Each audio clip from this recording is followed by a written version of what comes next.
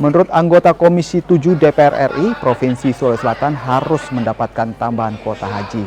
Hal ini lantaran masa tunggu jemaah calon haji di Sulawesi Selatan mencapai 47 tahun.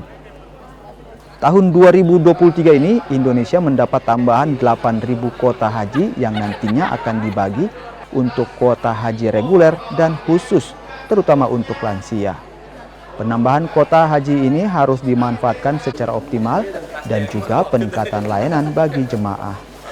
Embarkasi Makassar akan menerima jemaah calon haji dari Provinsi Sulawesi Selatan, Gorontalo, Papua, dan Maluku.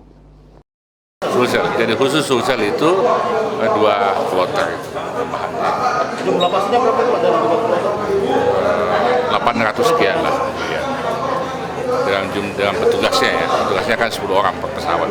Pak, ini kan Sulsel kan paling banyak waiting listnya.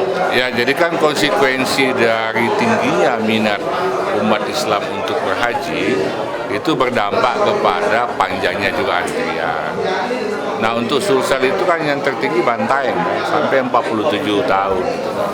Jadi harapan kita mudah-mudahan dengan kuota tambahan ini paling tidak bisa mengurai antrian yang begitu panjang.